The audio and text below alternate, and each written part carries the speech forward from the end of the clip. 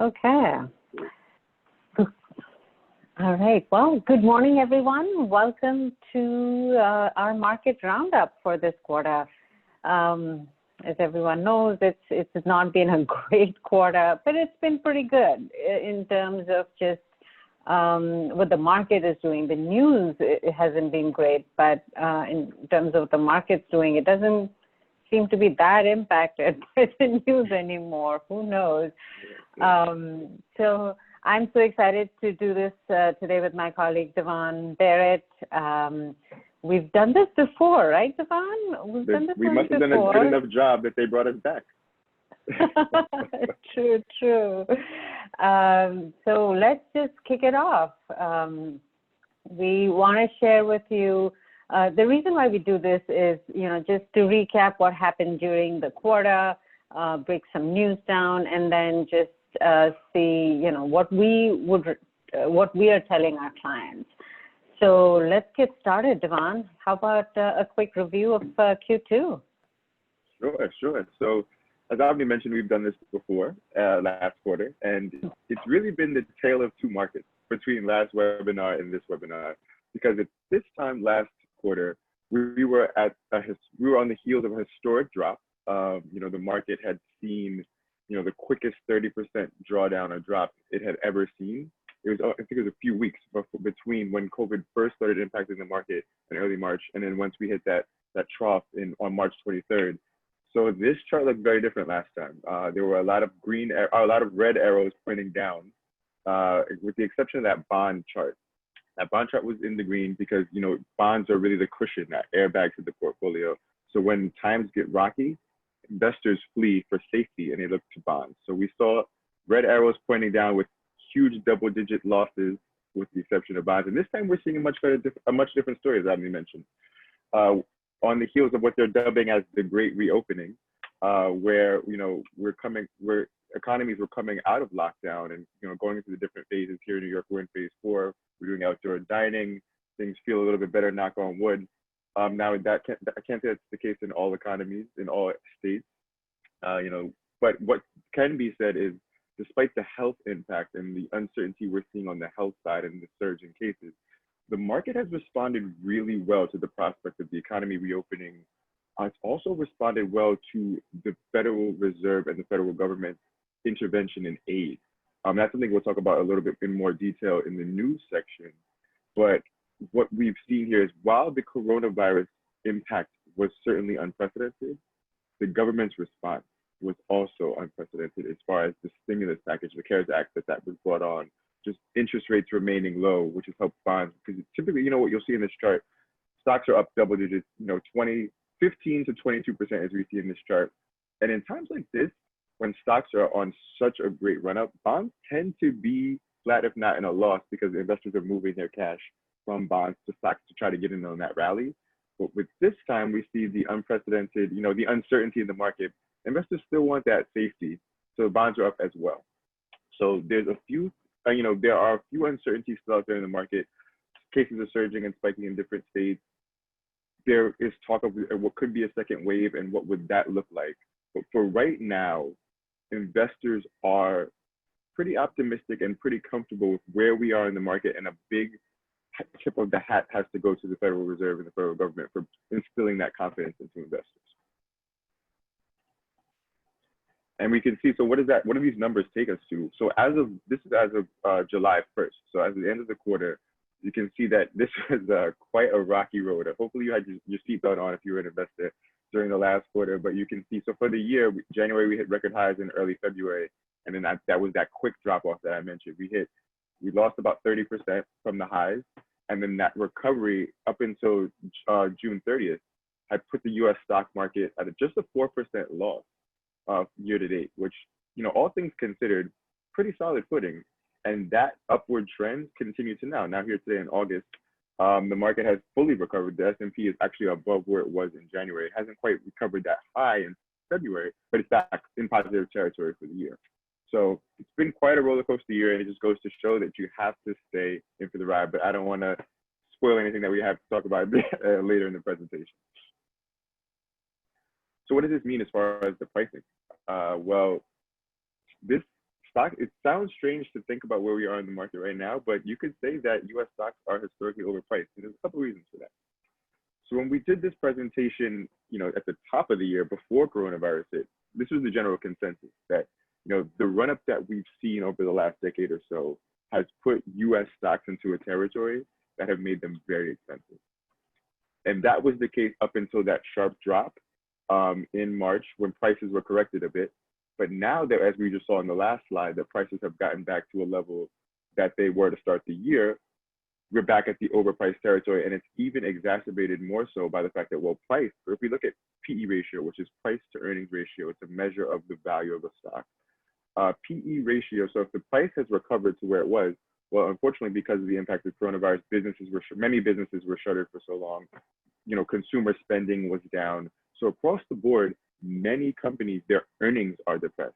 So the price is high, earnings have come down, so that spread has gotten even wider. So that's where you could say, interesting to say that stocks are even more overpriced than they were, even when we looked at them in the top of the year, we were saying they're overpriced. So let's shift gears a little bit and look globally, because coronavirus was something that we didn't just deal with in the US, it hit every tip of the globe. And the recovery has been all over the place. As you can see, the US, like we mentioned, this is through June, the end of June. The US was just at a slight loss. Unfortunately, other economies were still at losses. The recovery, as we saw in that first slide, has, it's reached US, it's reached international, it's reached emerging markets, but there are still ground to be made up, with one exception, and that one exception is China. China has been dealing with this, they've been dealing with the coronavirus before other markets, so they're a little bit ahead in the recovery as far as, getting things back as far as manufacturing. There's a big manufacturing boom right now in China, and that's really buoying the stock market. So they are back into positive territory for the year. And they've, knock on wood, done a good job containing the coronavirus and keeping the economy open. So other economies right now are really looking to China as the example of how to bounce back from this. And as far as to avoid a second wave and to keep the momentum going, China has been the example. So across the board, we're seeing strong performances and trending upwards in developed international markets, emerging markets, but there are still a ways to go in many cases, as you can see in many areas in Europe. In Brazil has a long way to go, and they're still dealing with that as well. So there's some room for growth there as well. What does that mean? Well, if we look at that same measure, that PE ratio that we just looked at for the US, on the flip side, there's discounts to be had in international space. As I just mentioned, those prices are still depressed a bit. And at the same side, people could be looking at the fact that the US, in times of uncertainty, US is always looked at as the gold standard for safety. When investors are looking to stay in equities or to stay in stocks and they want to know where to put their money, they look to the US. So people are willing to pay a premium. That also boosts US prices a bit. But that being said, if we're looking outwards beyond, because the coronavirus is something that hopefully we won't be dealing with for the longer term. We may be dealing with it for the next few months, hopefully maybe to a year, who knows. But when we look out for the longer term, 10 years down the road, the international space is really where you're going to be seeing the growth and really where you see a discount. If you want to get in early now, and as long as you can stay the course, this is the area that we'd be looking to for growth going forward. So just a longer term view of how the markets have performed. So as I mentioned, the last year, we are in positive territory in the US, not so much in developed international and emerging markets. Bonds, notice bonds are up. The bonds are leading the way in the last year. And that just goes to show that investors were skittish. We're skittish when the coronavirus first hit, and we're really looking to bonds for safety. Couple that with the fact that the Federal Reserve had brought rates down and really kept them low, bonds were very attractive for many investors. And that is being reflected in the numbers, 8.75, and that's across the bond market. Those are numbers that you typically attribute to high yield bonds or junk bonds, because they tend to be riskier, so you see returns like that. But just because of the landscape we're in right now, even the safer, high credit quality bonds, even bonds that have an intermediate term, like bonds that mature out in 5-7 years, you're still seeing these kind of returns, which is, it's really fascinating to see. But if you go into the longer term, the 5-year, the 10-year, then returns start to normalize a bit. You can see that if you look at bonds are in that 3 to 4% range, which is more akin to what you would notice. US stocks have done phenomenally well, about 10 to 13%. Then international, back into the positive. 2 to 5. And then that's what they go again goes to that point that this run up for the U.S. has been quite some time, and markets tend to be cyclical. So, while we've seen really great performance in the U.S. over the last 10 years, over the next 10 years, it wouldn't surprise anyone if that momentum shifted a bit and developed international and emerging markets started to lead the way in that. So that just goes to show, one, diversification is key. Got to keep a diverse portfolio because you just never know when one asset class is going to perform better than another. And two, if you keep a longer term view, the sharp ups and downs tend to smooth out over time. So, but again, don't want to jump ahead to what we have in store for you guys as far as talking about investor behavior. But let's switch gears a bit. Abby, you want to talk about a bit and enlighten everyone as to what was going on in the news and why it was impacting these returns a bit? Yeah.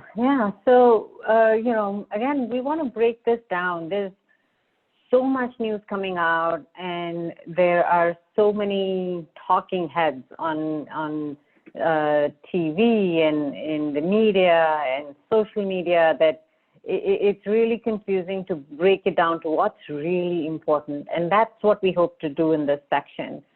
Of course, COVID-19, the pandemic is the topmost on our minds, as it is on everyone's minds.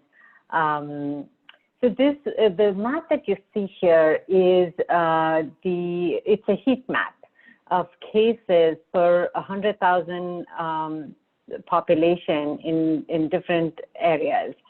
So early on, we had seen that the pandemic was really, really, you saw a lot of hot spots, a lot of red spots in New York, New Jersey, Connecticut, the tri-state region, in the Northeast more so. But now we've seen that this has shifted a little bit more towards the South and also a few spots on the West Coast. So this is really has been a shifting of focus. There's several reasons there. Maybe those economies opened up sooner than they should have.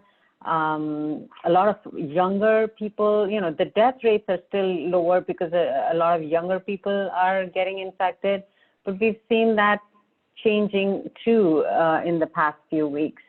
So, the confirmed cases now are at nearly 4.5 million people, and the deaths have blown past 150,000, which is, quite concerning and a big number compared to what we were thinking about even towards the beginning of the pandemic. So, a lot has shifted. It's sort of, you have to kind of fly by the seat of your pants here. It feels like, there's a lot going on in the administration side of things, but even on the ground, there's so much changing almost on a daily basis that it's difficult to keep up and to keep that perspective. So, we talked about the flattening of the curve. I mean, we talk about putting brakes on an economy to be able to do this. And Devon, you talked about how in March things just came to a screeching halt towards the end of March, which impacted the markets and everyone else. But what we saw in the U.S. was because of that action, that extreme action, we managed to flatten the curve. And we did that over a period of time. So towards June is when we felt we were in a good spot. We managed to flatten that curve of new cases being reported. But all that was just completely lost in July and after. A lot has, the focus area of the infection rates have shifted to the South.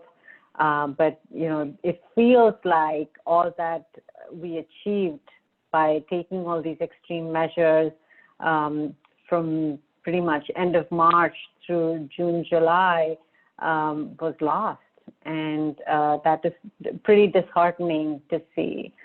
Now, states are reassessing their approach to reopening. So by now we have thought New York would allow indoor dining as well, and movie theaters might open up, but everyone's revisiting their plans, and we're still not ready for that type of to go to that phase of the reopening. So things are really changing pretty much on a daily and weekly basis.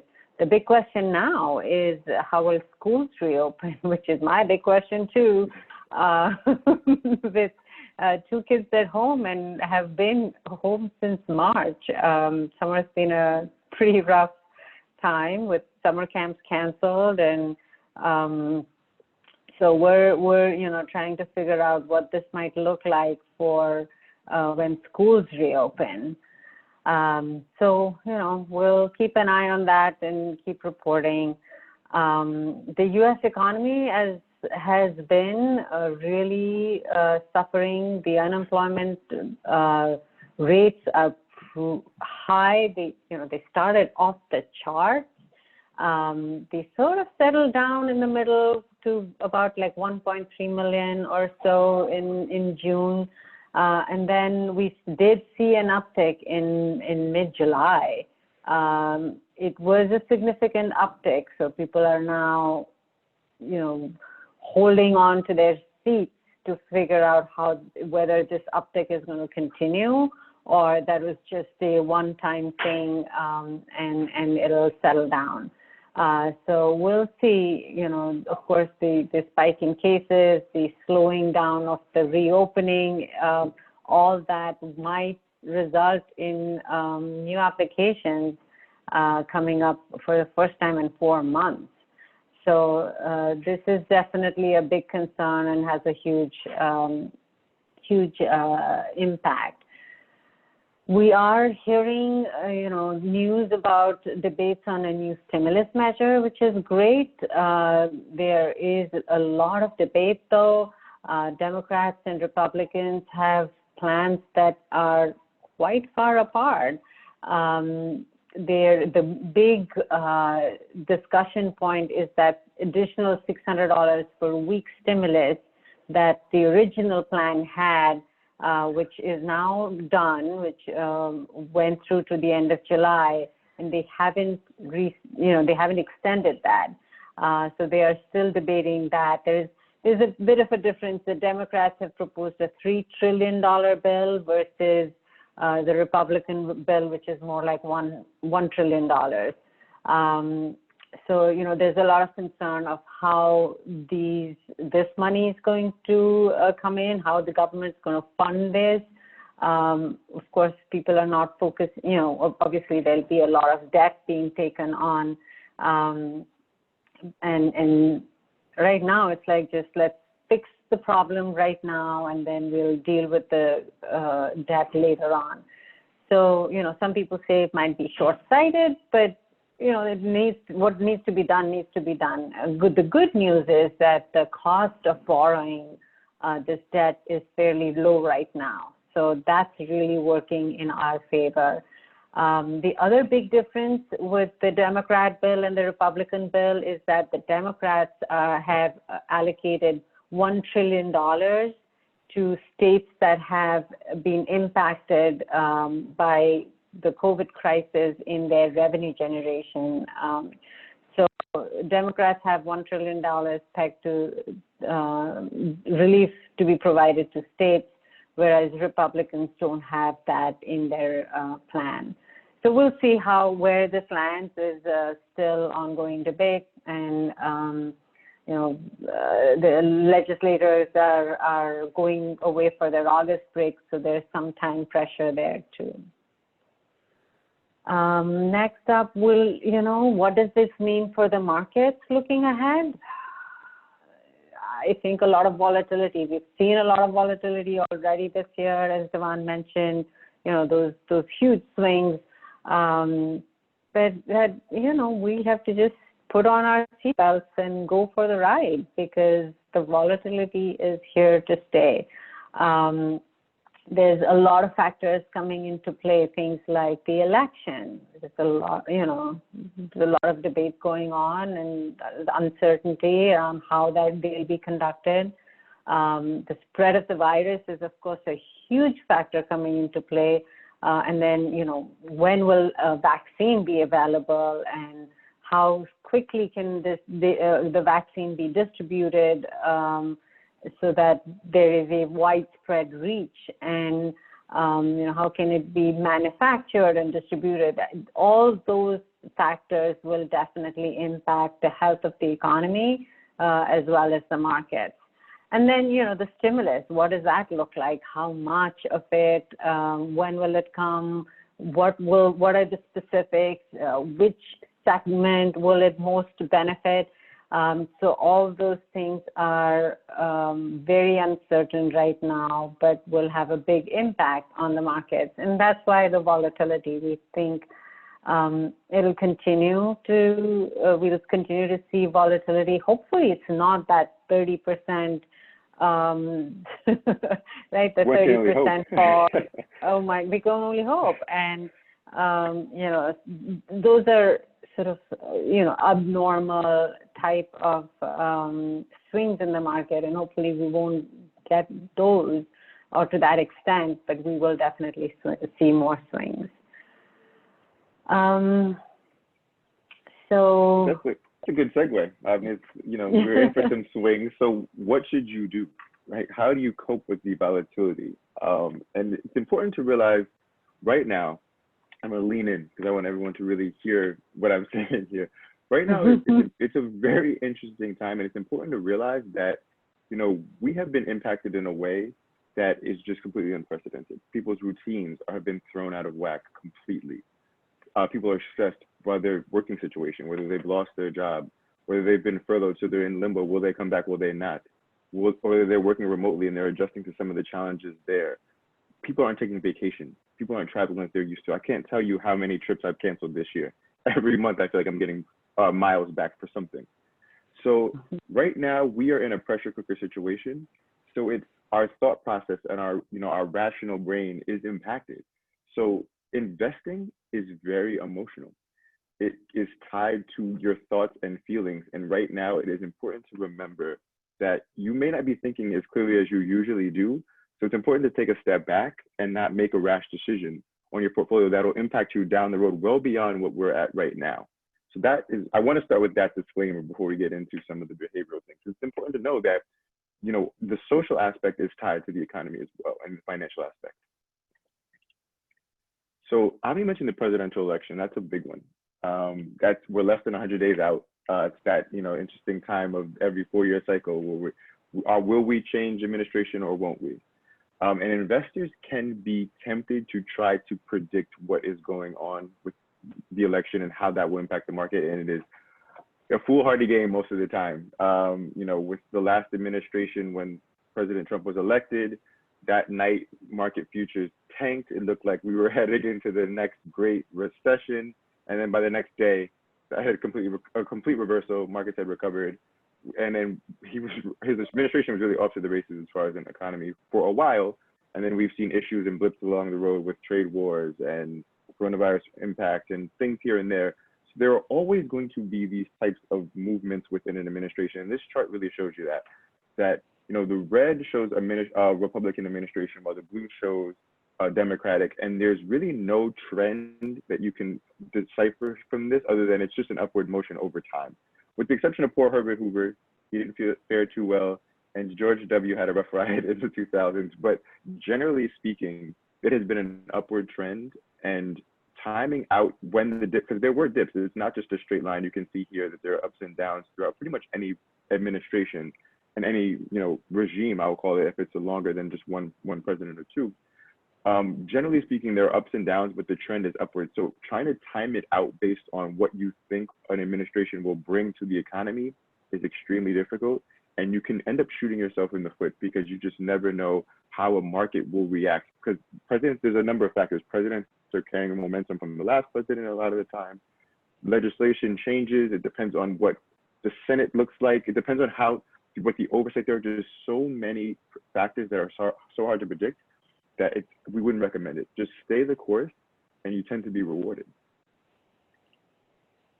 And to that point, this is a hypothetical example of, let's say you invested $1,000 in 1970. That has grown.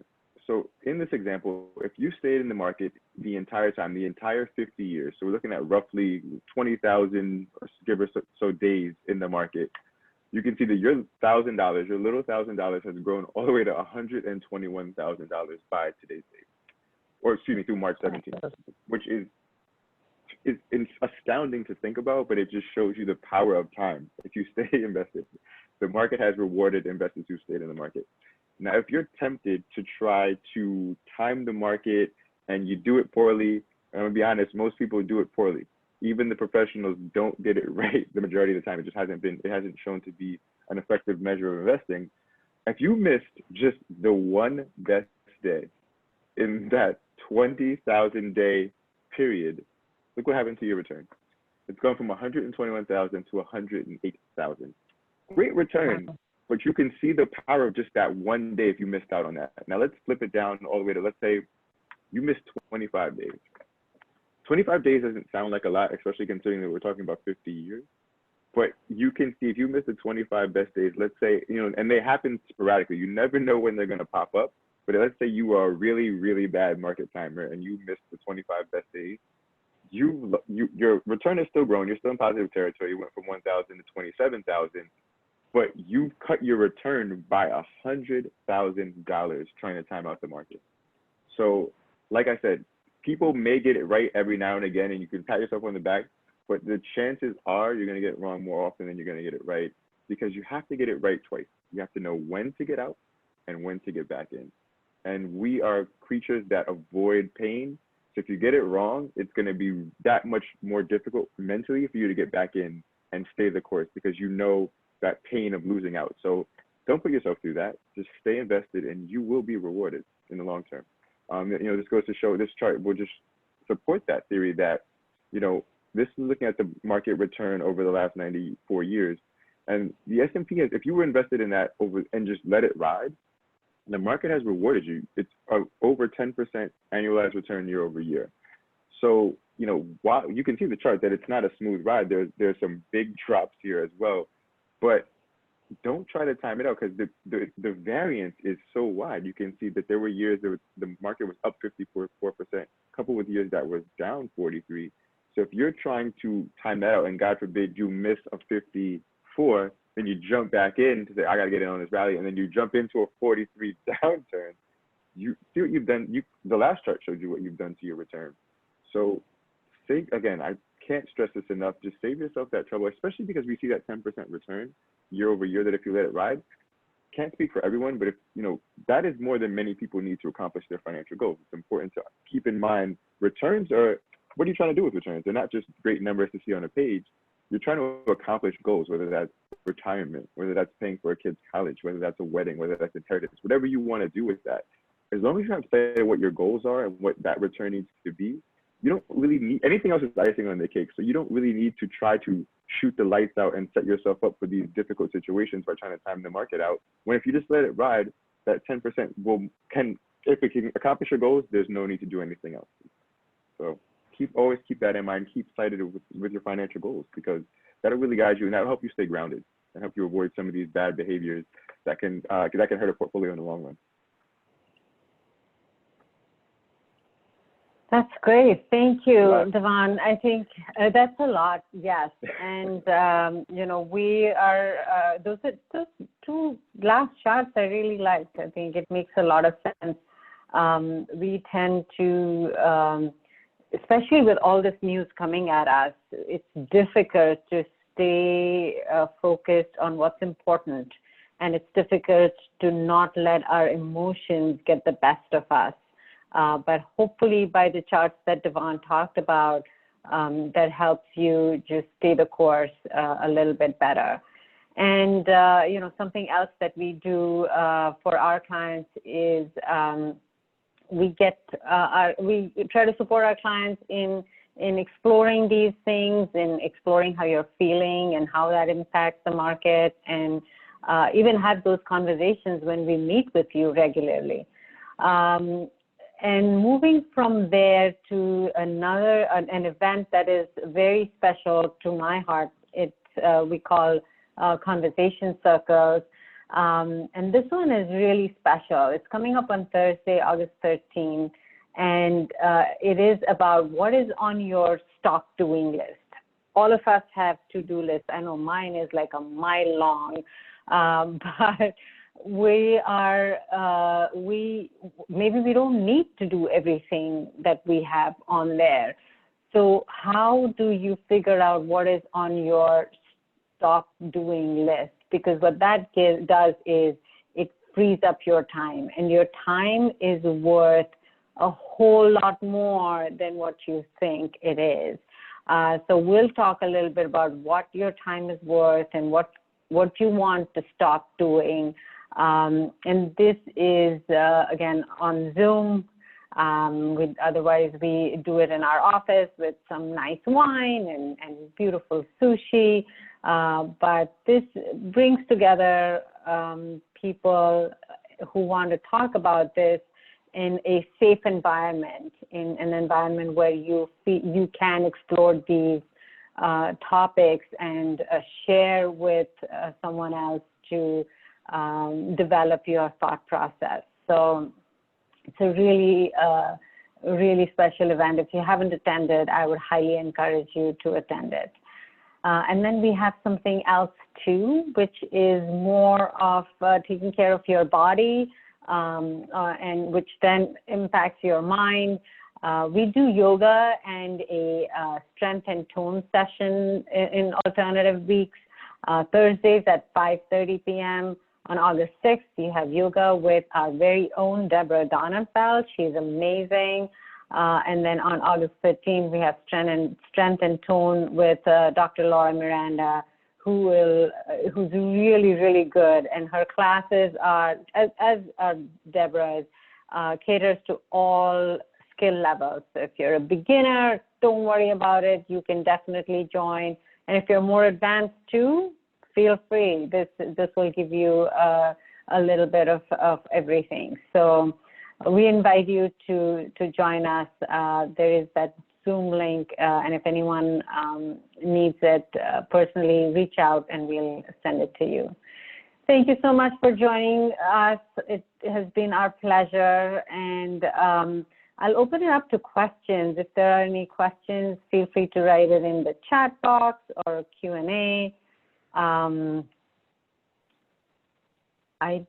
don't see any questions right now, and so we can wrap it up. And if you do have anything that comes to mind later, please do reach out, email us.